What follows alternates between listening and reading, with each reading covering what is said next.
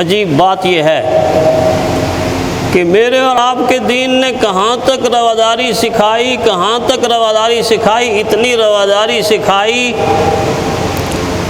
کہ کنبے کو کنبے سے قریب کر دیا، قبیلے کو قبیلے سے قریب کر دیا، خاندان کو خاندان سے قریب کر دیا، قوموں کو قوموں سے قریب کر دیا، نسلوں کو نسلوں سے قریب کر دیا،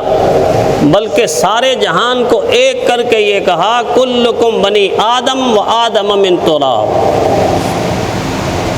تم ناموں کے لحاظ سے یا مذاہب کے لحاظ سے کچھ بھی کہلاؤ اور کسی بھی نام سے تم پکارے جاؤ، مگر اصل بات تمہاری یہ ہے کہ تم اصلاً ایک ہو، تم نسلاً ایک ہو۔ کتنا بڑا عظیم رشتہ، انسانی رشتہ مجھے اور آپ کو دیا کہ یہودی یہودی ہوتے ہوئے، عیسائی عیسائی ہوتے ہوئے، مجوسی مجوسی ہوتے ہوئے، سکھ سکھ ہوتے ہوئے، ہندو ہندو ہوتے ہوئے، مسلمان مسلمان ہوتے ہوئے، سارے کے سارے کلکم بنی آدم و آدم من تراب۔ اللہ کے حبیب نے فرمایا تم سارے کے سارے آدم علیہ السلام کی اولاد ہو، اور آدم علیہ السلام کی بنیاد مٹی ہے، تمہاری اصل بھی ایک، تمہاری نسل بھی ایک، تمہاری ابتدا بھی ایک، تمہاری انتہا بھی ایک۔ کیا میں اور آپ پیدا ہوتے ہیں تو یہودی پیدا نہیں ہوتے، عیسائی پیدا، وہ بھی تو پیدا ہوتے ہیں نا۔ ابتدا بھی ہماری سیم، انتہا بھی ہماری سیم۔ میں اور آپ دنیا سے رخصت ہوں گے، جائیں گے، موت آئے گی مجھ پر آپ پر، کیا غیر مسلموں پر موت نہیں آتی؟ آتی ہے نا۔ تو ظاہری اسباب کے لحاظ سے دیکھیں کہ ابتدا بھی ایک ہے، انتہا بھی ایک ہے۔ ہماری اماں بھی ایک حضرت حوا، ہمارا بابا بھی ایک حضرت آدم، ہماری منزل بھی ایک دنیا سے آخرت کی طرف، ہمارے سارے کے سارے زندگی کے تقاضے بھی ایک، ہم کھاتے ہیں وہ بھی کھاتے ہیں، ہم پیتے ہیں وہ بھی پیتے ہیں، ہم سوتے ہیں وہ بھی سوتے ہیں، ہم جاگتے ہیں وہ بھی جاگتے ہیں، ہم بیمار ہوتے ہیں وہ بھی بیمار ہوتے ہیں، ہمیں صحت ملتی ہے ان کو بھی صحت ملتی ہے۔ کتنی چیزوں کو اللہ نے ایک کر کر کے انسانی رشتہ ہمارے سامنے رکھا کہ اگر تم میں رواداری ہو تو تم آپس میں باہم چپکلش پیدا کر ہی نہیں سکتے، اگر ہو تو اس کو مٹا سکتے ہو ان اصولوں کی بنیاد، ان اصولوں کی بنیاد۔ اور کسی نے کیا بہترین کہا، غالباً علامہ اقبال نے کہا کہ خدا کے عاشق تو ہیں ہزاروں، بنوں میں پھرتے ہیں، جنگلوں میں پھرتے ہیں، بنوں میں پھرتے ہیں مارے مارے، میں اس کا بندہ بنوں گا جس کو خدا کے بندوں سے پیار ہوگا، میں اس کا بندہ بنوں گا جس کو خدا کے بندوں سے پیار ہوگا۔ اس اعتبار سے اگر دیکھا جائے تو یہ رواداری اور یہ برداشت اگر ایک انسان میں آ جائے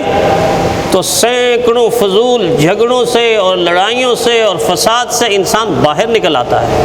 باہر نکل آتا ہے۔ پھر کتنی خوبصورت و عمدہ تعلیم،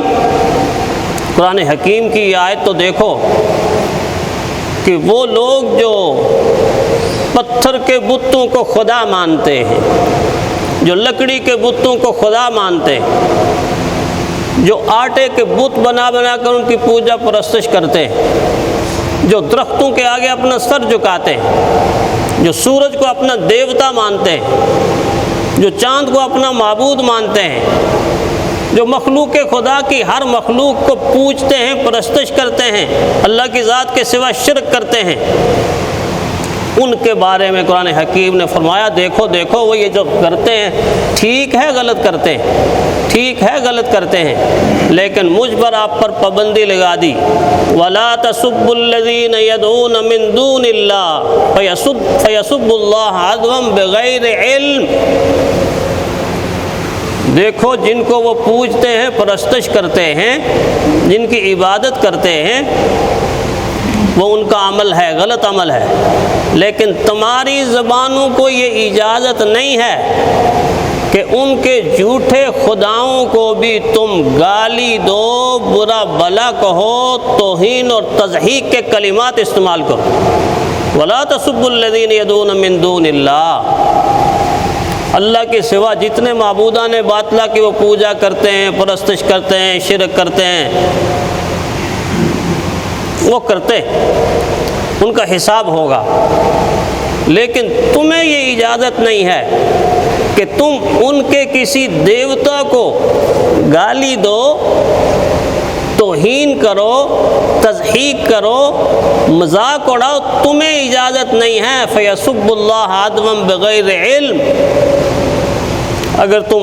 ایسا کرو گے کہ ان کے جھوٹے خداؤں کی توہین کرو گے، تضحیک کرو گے، گالی دو گے،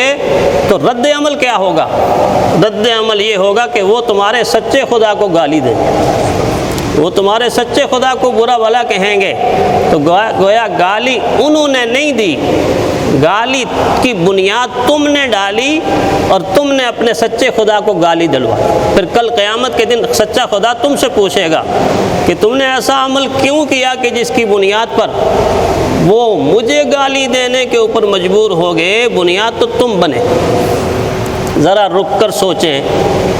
گھر میں جا کر تنہا بیٹھ کے سوچیں، جو مذہب، جو دین مجھے اور آپ کو بے جان بتوں اور جھوٹے خداؤں کو گالی دینے سے روک رہا ہے، اس مذہب کے اندر کیا انسان کو گالی دے سکتا ہے؟ کیا مومن کو گالی دے سکتا ہے؟ کیا پڑوسی کو گالی دے سکتا ہے؟ کس طرح کا معاشرہ ہم نے قائم کر دیا اور کس طرح کا معاشرہ قائم کرنے کے طرف ہم سفر کر رہے ہیں۔ ایک ایسا دور تھا گاؤں کے اندر اگر کوئی سینکڑوں بچوں میں سے کسی ایک ذمہ دار کا بچہ، کسی کاشتکار کا بچہ، کسی غریب کا بچہ کو مجمع کے اندر بھول کر بھی کوئی زبان سے گالی کا لفظ نکالتا تھا تو سارے گاؤں والے حیران ہو کر کہتے کتنا بدتمیز بچہ ہے اس کا، فلاں آدمی کا کتنا بدتمیز، اس کی زبان سے تو آج گالی نکلی ہے۔ آج کا دور دیکھ لیجئے، گلی گلی میں گالی ہے، چوک چوک میں گالی ہے، مارکیٹ میں گالی ہے۔ کون سی جگہ ہے جہاں گالی استعمال نہیں ہو رہی؟ کیا یہ مسلمانوں کا معاشرہ ہے؟ کیا غیر مسلم ممالک بھی ایسے ہی ہیں کہ ان کے اندر بھی ایسا ہی ہو رہا ہے؟ یہ ہمارا ملک، ہمارا خطہ کوئی بہت زیادہ پوری دنیا سے کوئی الگ ہے کہ اس کے اندر ہر قسم کی چھوٹ ہو اور اس کے اندر ہر قسم کی آوارگی ہو اور اس کے اندر ایک نسل پوری تباہ ہو چکی ہو؟ تباہ تو میں نے اور آپ نے خود کی ہے، ہم خود تباہ ہو گئے۔ نسل بنانے کی جو فیکٹریاں تھیں اور نسل بنانے کے جو ادارے تھے، پہلے ان اداروں کے اوپر موت طاری ہوئی،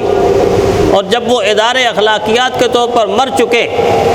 تو گندگی کے ڈھیر ان اداروں کے اندر سے ابل پڑے ہیں۔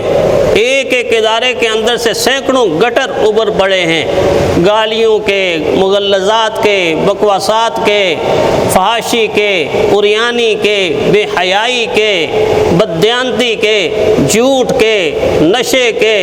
یہ سارے کے سارے گٹر جب ابلے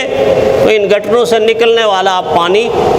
میرے اور آپ کی چاروں طرف گھوم رہا ہے، ہم اس کو دیکھیں، اس کی سمیل کو محسوس کریں، اور کون ٹھیک کرے گا؟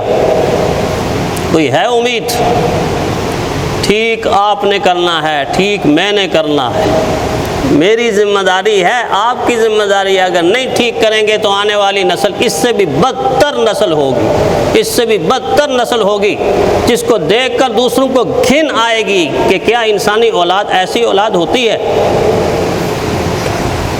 آج تو جنگل کے درندوں سے بھی زیادہ ہم آگے چلے گئے۔